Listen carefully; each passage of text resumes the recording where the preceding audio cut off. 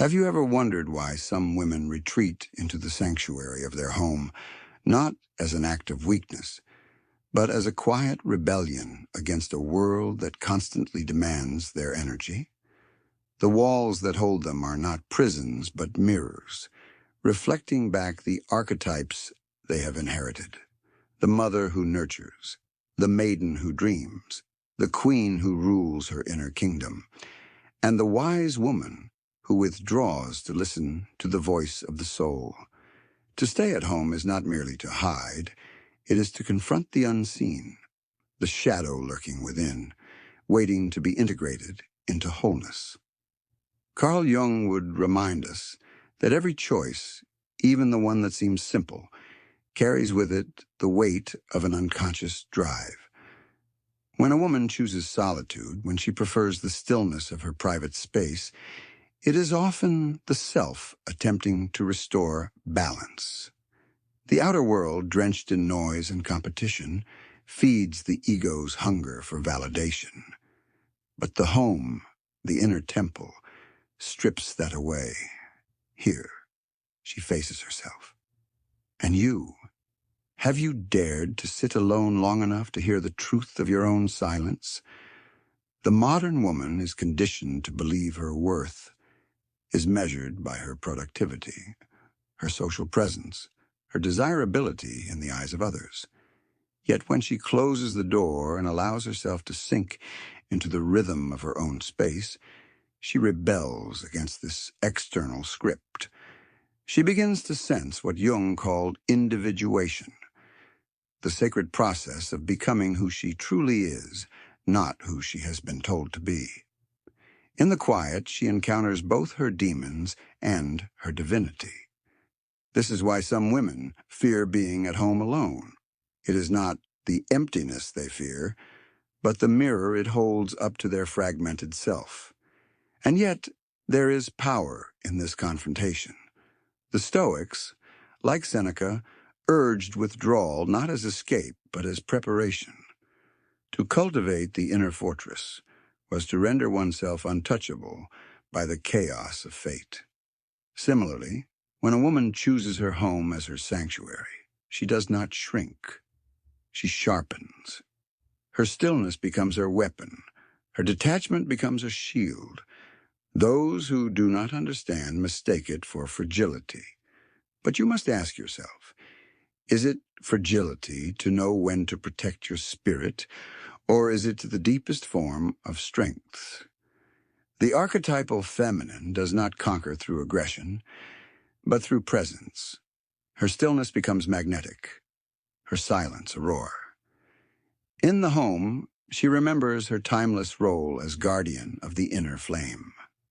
This is why Jung often pointed to the anima, the inner feminine, as a guide to the soul. For the woman who embraces solitude, she becomes her own anima, leading herself toward truth. You can feel it too, can't you? That quiet pull toward selfhood, toward reclaiming the parts of you that the world demanded you abandon. To prefer to stay at home is to choose the path of integration. It is not retreat, but return, a return to the self that whispers beneath the noise of the world. And if you have the courage to hear it, you will find that the home is not just a place, but a state of being, where every corner holds the echo of your becoming. In that private sanctuary, time stretches differently. The woman who sits in her own stillness begins to sense the subtle war between her conscious identity and the shadow that lingers beneath.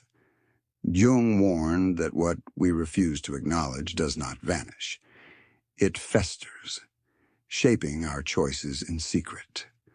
To remain at home, to step away from endless social demands, is to open the door to that hidden figure. Some women sense it as restlessness, others as melancholy, but beneath it all lies a truth. The shadow is not an enemy. It is a guide. You can feel this within yourself.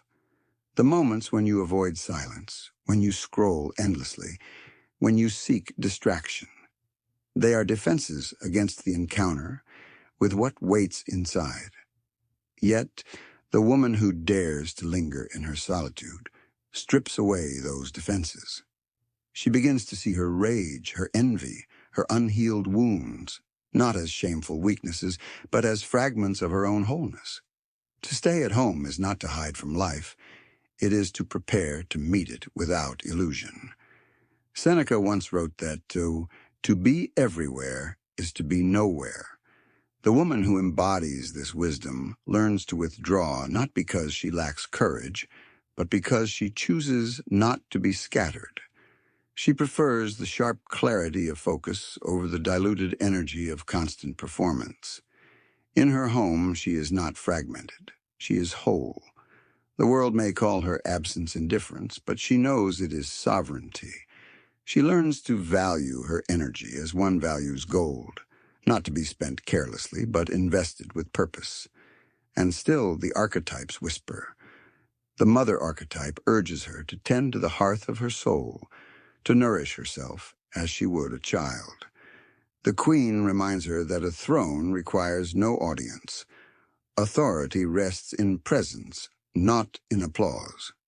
The maiden reawakens her forgotten dreams, those she silenced for the sake of approval, and the wise woman urges her to remember that retreat is not defeat, but alignment. Each role dances within her, revealing that to prefer solitude is to embrace her full cycle of becoming. But you, listening now, may still wrestle with doubt. You may wonder if your desire to stay at home signals weakness, fear, or inadequacy. Consider this. Is it not a greater weakness to constantly seek validation in places that drain you? Is it not more dangerous to hand your worth over to the judgment of strangers than to rest in the safety of your own being? The woman who chooses her home chooses to unmask herself, while others remain trapped in roles that are never theirs. Solitude is not exile, it is initiation. In the silence of her chosen space, the woman learns what Jung called the dialogue with the unconscious. Dreams surface, symbols arise, insights pierce through the ordinary. She begins to decode the language of her own soul, and as she does, she steps closer to the sacred task of individuation, the lifelong journey of becoming her true self.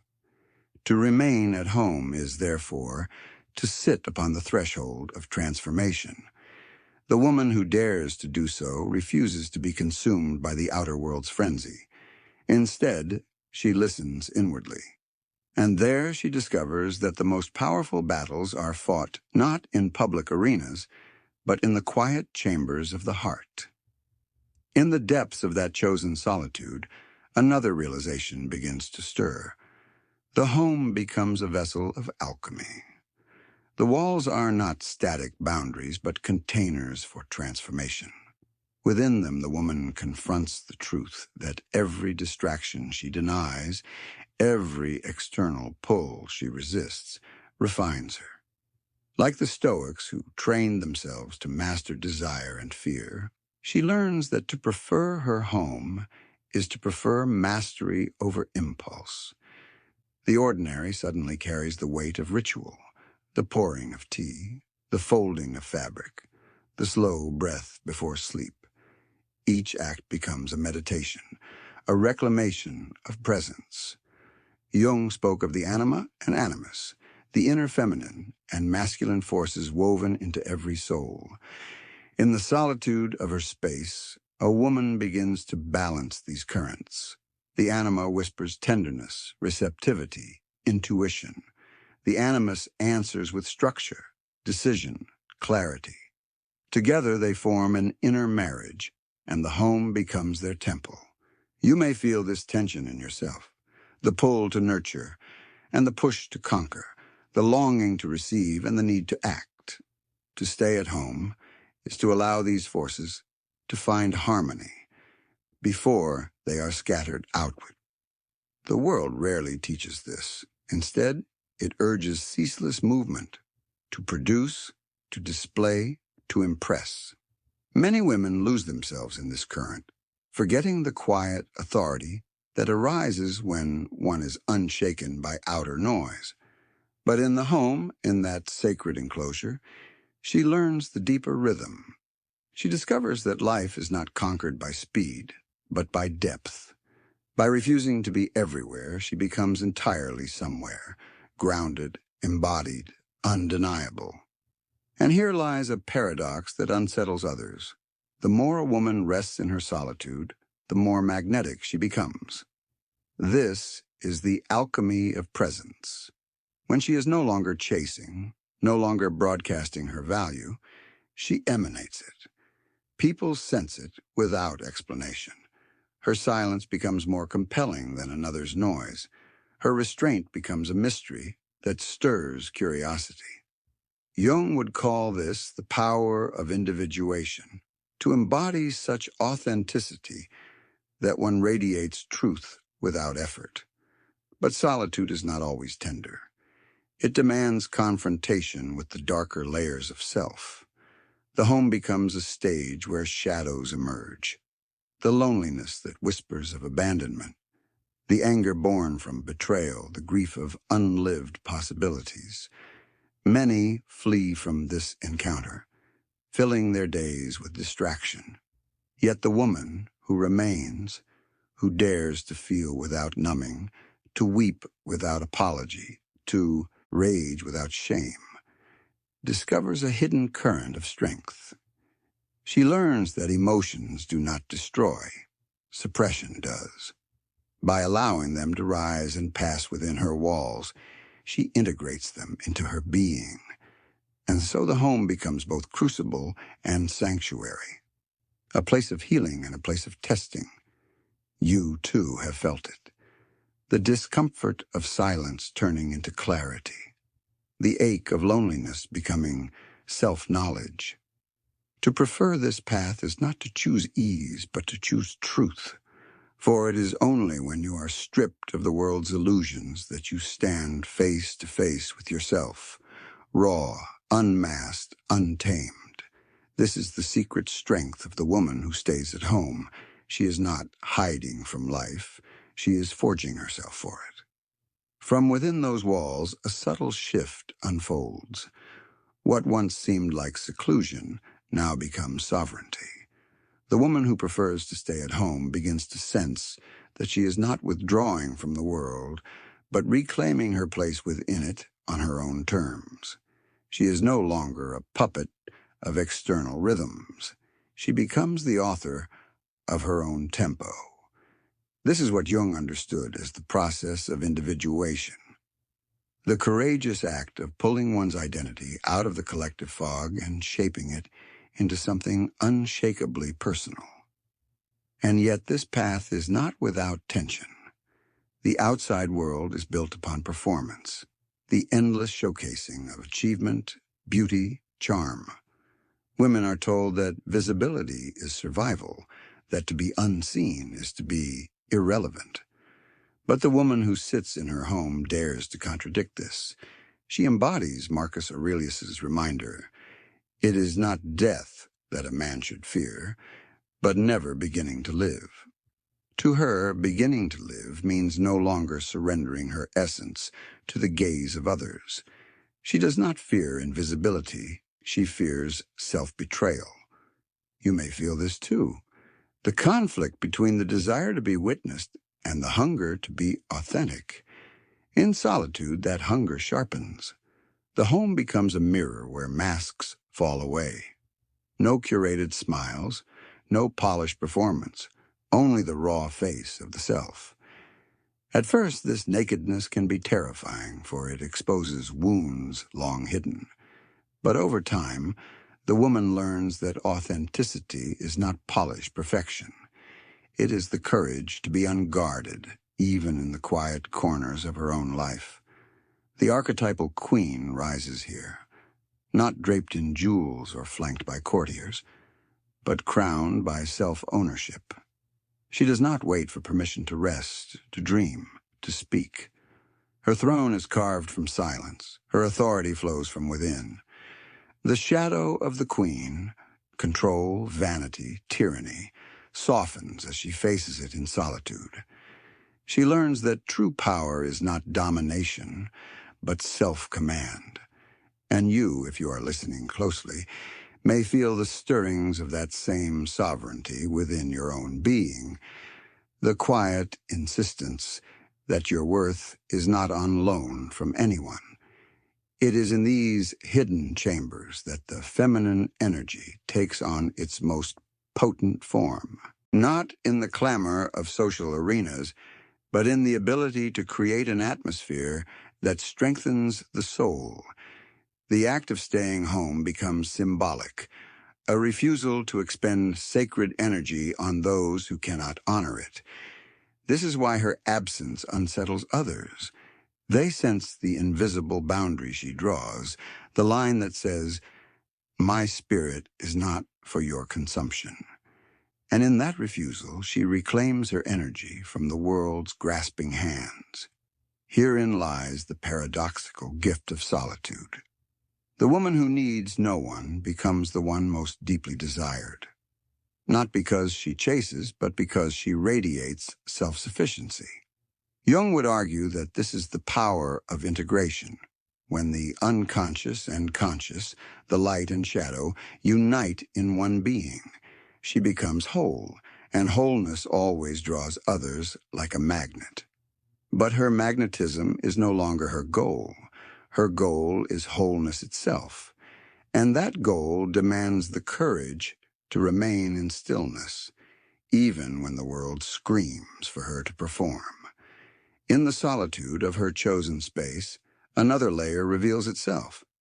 The home is not merely walls and shelter, but a psychological landscape, shaped by her presence.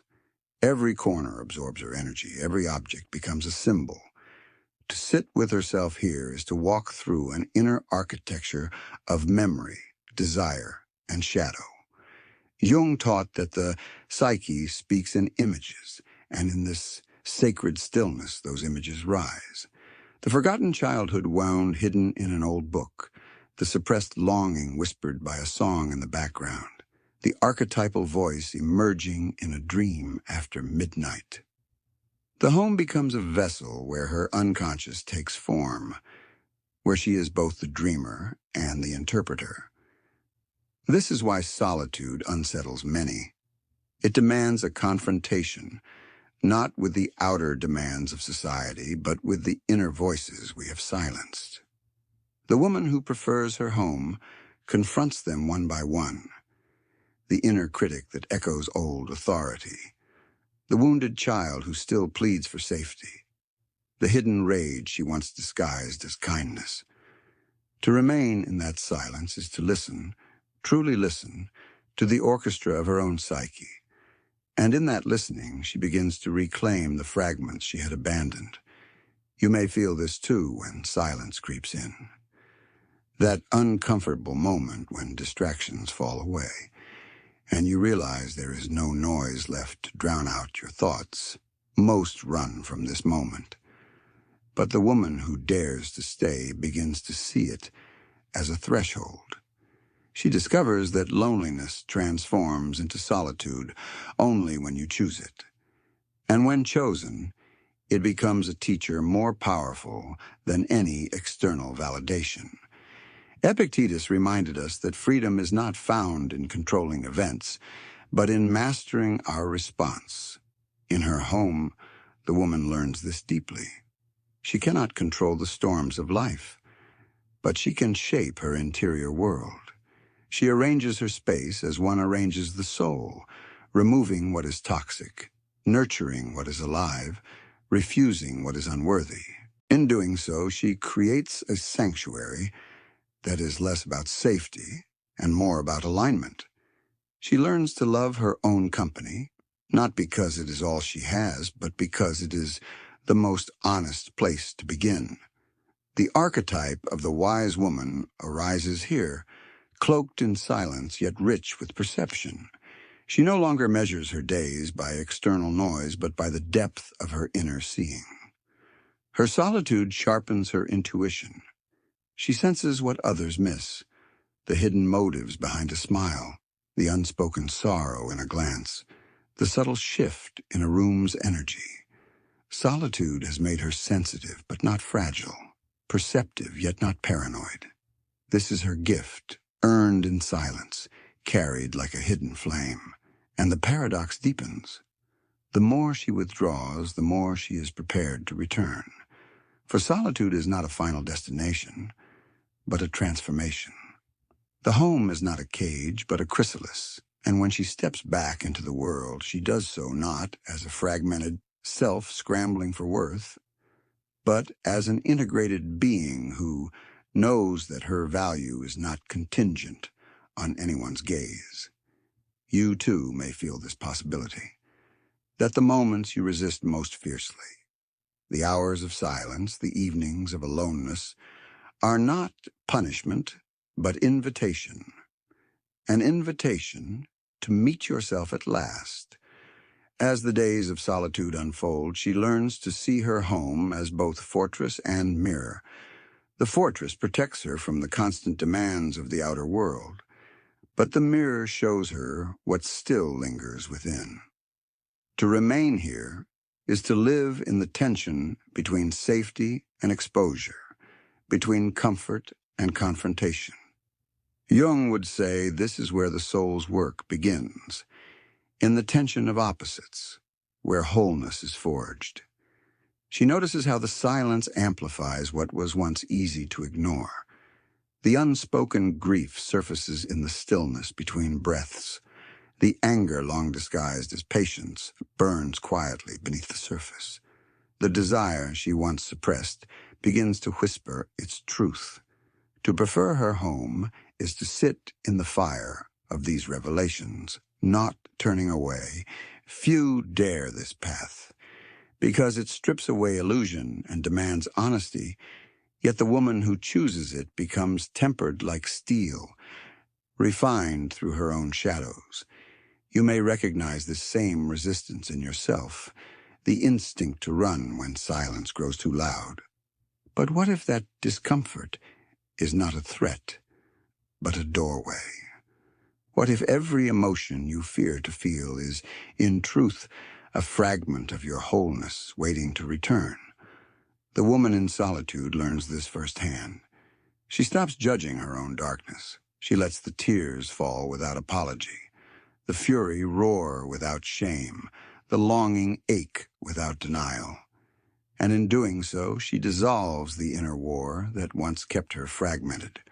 The Stoics knew this discipline well. Marcus Aurelius wrote of the inner citadel, a fortress that no external chaos could breach. The woman who sits in her home builds this citadel within. Her boundaries become stronger, not through walls of stone, but through the clarity of self-respect. She no longer accepts what drains her, no longer entertains what insults her spirit. Her home becomes a declaration. Here I honor myself. And from this declaration flows an energy others cannot help but notice. The archetype of the mother also emerges here, though not always in the traditional sense. She becomes her own mother, learning to nourish herself with tenderness, to soothe her own wounds, to cultivate rituals of care. The shadow of the mother, over-sacrifice, self-erasure, is confronted in solitude. She realizes she was never meant to mother everyone else at the expense of her own soul. Instead, she births herself anew, protecting her inner child while strengthening her adult self. And so her solitude deepens into empowerment. She is no longer hiding. She is cultivating. She is pruning the unnecessary, watering the neglected, burning away what no longer belongs. Her home becomes a garden of the psyche, where weeds of insecurity are pulled and seeds of strength are sown. She emerges from this process not smaller, but fuller, not less connected, but more authentically alive. You may sense this possibility waiting within your own walls, that your stillness is not a pause in life, but the very place where life begins to root itself in truth. The longer she dwells in this chosen solitude, the more she begins to sense her own myth unfolding. Every woman carries within her an archetypal story, the descent, the trial, the rebirth. For some, the descent begins not in catastrophe, but in quiet choice, the decision to remain at home, to turn inward instead of outward, to meet herself in the silence. Like Persephone drawn into the underworld, she discovers that her own depths hold treasures no surface life could ever provide. Jung spoke often of the confrontation with the unconscious as a journey into the underworld of the psyche. Here, in her home, the descent takes form. The familiar becomes strange, the ordinary charged with symbolism. A shadow on the wall reminds her of forgotten fears. The sudden quiet stirs memories buried in childhood. The solitude forces her to sit in the underworld of her own being, a place most devoid, yet the only place where transformation is possible. You may feel the same pull at times, that haunting sense that life's distractions are no longer enough to numb what waits inside. Perhaps you, too, have touched the edges of your underworld in sleepless nights or moments of sudden clarity. The difference lies in whether you run from it or descend into it. The woman who chooses her home does not flee. She accepts the descent, knowing that only in facing her darkness can she retrieve her light. And yet, she is not swallowed by it. Like the Stoics who counseled endurance, she learns to sit in the discomfort without collapsing into despair. Seneca once wrote, "It is not that we have a short time to live, but that we waste much of it." Solitude teaches her not to waste. She transforms waiting into reflection, silence into strength, aloneness into initiation. Each day becomes a step deeper into authenticity, stripping away what is false, leaving only what is essential. The archetypal queen grows stronger here, tempered by the descent. She learns that sovereignty is not gifted by others, but carved in the furnace of solitude. She no longer begs to be seen, for she has seen herself. She no longer craves permission, for she has given it to herself. The shadow of the queen, the hunger for dominance, the fear of abandonment, is transmuted into a quiet authority that no external power can shake. And this is where her magnetism deepens, not because she seeks attention, but because she no longer needs it. Jung would call this individuation reaching its threshold, the moment when a person becomes undeniably themselves, when they embody the paradox of strength and softness, shadow and light, stillness and fire. To remain at home, to prefer her own company, is to embody this paradox until it radiates effortlessly. You may sense it now, the possibility that your own solitude is not exile, but initiation. That the silence you fear may, in fact, be the very place where your true self waits. To step into it is to step into your myth, to descend so that you may rise, to lose illusion so that you may find truth. In the quiet rhythm of her solitude, she begins to understand that her preference for home is not just about space, it is about power. For true power is not the ability to dominate others, but the ability to remain unmoved in the storm. Jung would describe this as integration, when the unconscious no longer rules in secret, but joins with consciousness in full awareness. The woman who cultivates this integration no longer fears her shadow, for she has walked with it, spoken to it, and made it her ally. The outer world often mistakes her stillness for passivity, but you must ask yourself, is there anything more powerful than a woman who cannot be swayed by flattery or broken by neglect? The Stoics spoke of apatheia, not as numbness, but as freedom from being enslaved by external events. In her chosen solitude, she begins to embody this. She learns to let go of the desperate need for applause, the frantic hunger for validation. What remains is a core of serenity that no one can steal. You have felt the pull of this before, the longing to no longer be consumed by what others think, to simply exist in your truth. And yet, the world whispers lies. That solitude means failure, that silence means weakness, that absence means irrelevance. But the woman who prefers her home knows the opposite is true. In solitude, she discovers her relevance to herself, which is the only relevance that matters. The archetype of the wise woman emerges most vividly here. Her vision sharpens. She no longer interprets her solitude as loss, but as initiation. She becomes the seer of her own life, the interpreter of her own dreams. She remembers that the feminine power has always been tied to cycles, to the rhythm of retreat and return.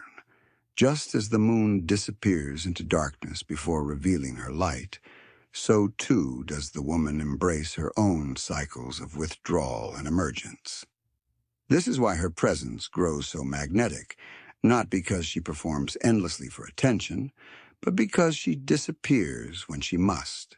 She honors her own cycles, and in doing so, she radiates authenticity. Jung believed the soul is drawn irresistibly to wholeness, and wholeness is what she begins to embody. Her absence becomes as commanding as her presence.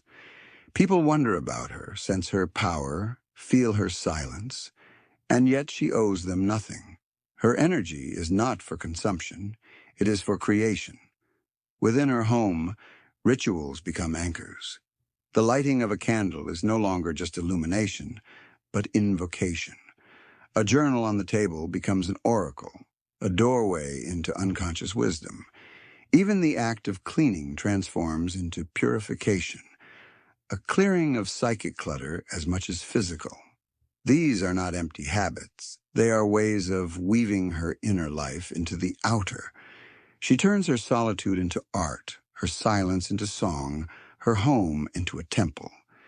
And so her preference for solitude becomes her revolution. In a culture addicted to noise, she dares to choose silence. In a society obsessed with visibility, she chooses presence. And in a world that demands constant movement, she chooses stillness. The woman who chooses her home is not hiding from life. She is mastering it from the inside out. Over time, what begins as preference evolves into destiny. The woman who chooses her home finds that she has entered into a covenant with her own soul. Every moment in solitude becomes a dialogue, every silence a question answered in symbols, every ritual a bridge between her conscious mind and the depths beneath. Jung called this process individuation, the alignment of the fragmented self into a cohesive whole. In her home, she is no longer scattered among the demands of others. She is gathered one piece after another into unity. This unity shifts everything. She begins to recognize that the frantic hunger for external validation was always a symptom of disconnection. Now connected to her inner life, she no longer needs to beg for crumbs of recognition. She knows her worth in her bones, and when she steps out into the world, she does so not as one seeking approval, but as one radiating presence. Can you imagine the power of such a woman? To walk into a room not asking to be seen, but knowing she is already whole. The Stoics understood this sovereignty. Epictetus wrote, "No man is free who is not master of himself." The woman in solitude becomes this master. She governs her impulses, she watches her thoughts, she selects her actions with intention. Her home has trained her for freedom, not the freedom of doing whatever she pleases, but the deeper freedom of no longer being enslaved by her wounds or manipulated by the world. Here, the archetype of the queen reaches her fullest expression. She does not demand loyalty or control. She embodies it within. Her kingdom is not external territory, but inner stability. Her throne is her stillness. Her crown is her self-respect. The shadow of the queen, insecurity, the craving to dominate, dissolves as she sees that true power is self-possession. She does not need to control others when she can command herself. And you, listening now, may feel the resonance of this truth. Perhaps you sense how much energy you have lost in the pursuit of approval, how many pieces of yourself you have given away to those who never deserve them. What would happen if you, too, began to reclaim them? If your solitude became not a punishment, but a training ground? Would you not rise with the same quiet authority? Would you not walk into life with the same unshakable presence? The paradox is that by turning inward, she does not shrink. She expands. She becomes more perceptive, more attuned, more magnetic. People are drawn to her not because she seeks them, but because she no longer needs them. Jung's great truth unfolds. When a person becomes whole, they carry the energy of wholeness into the world, and others cannot help but respond. Her home is no longer a retreat. It is a crucible. It has burned away her illusions, refined her essence, and crowned her with sovereignty. And now she is ready not just to exist, but to live, fully, fearlessly, unapologetically. The transformation becomes undeniable. What once appeared as seclusion is now revealed as initiation, a rite of passage written not in ritualistic ceremonies, but in the raw poetry of daily life. The woman who prefers her home embodies the great truth Jung unveiled, that one must descend into the inner world to emerge whole. She has confronted her shadow, embraced her anima and animus, honored her archetypes, and in doing so she has stepped into the fullness of her being. The world will not understand her path. It rarely does. Society thrives on distraction, on constant exposure, on measuring worth by external acclaim. But she has withdrawn from this illusion. She has tasted the strength of stillness and the power of presence. She does not need the validation of crowds, for her soul has already crowned her. She knows, as Marcus Aurelius whispered through the centuries, that the universe itself is within. And when one commands that inner cosmos, no outer storm can unseat her. You may feel the echo of this truth stirring within your own chest. The faint realization that your worth has never been tied to performance, that your essence has always waited beneath the noise. What if your solitude, too, could become your sanctuary? What if your silence was not absence, but initiation? Would you dare to enter it, to face yourself, to rise from it unshaken? The archetypes stand behind her now, not as fragments, but as allies. The mother nurtures her own soul, refusing to abandon herself again. The maiden dreams without apology, no longer silenced by practicality or fear. The queen rules her interior kingdom with steady grace, needing no audience, and the wise woman walks beside her, whispering truths that cannot be learned from books, only from the silence of lived experience. Together they weave her into wholeness, a tapestry of power, vulnerability, intuition, and strength. From this wholeness, a new law governs her life. She no longer chases love, she embodies it. She no longer begs for recognition, she radiates it. She no longer fears solitude, she treasures it. And in this alchemy, she becomes both untouchable and irresistible. People are drawn to her without knowing why. Her energy speaks louder than words, her stillness more magnetic than noise. This is the fruit of individuation. The woman who is no longer fractured, but entire. The world may still call her absence withdrawal. Let them. For she knows it is not absence, but sovereignty. It is not avoidance, but alignment. She does not explain, she does not justify, she simply is. And in her being, she embodies the ancient and eternal truth, that to master the inner world is to master the outer. The woman who has walked this path knows freedom in its purest form. She is not bound by the gaze of others, not enslaved by her own wounds, not trapped in the illusions of performance. She is whole, she is sovereign, she is free,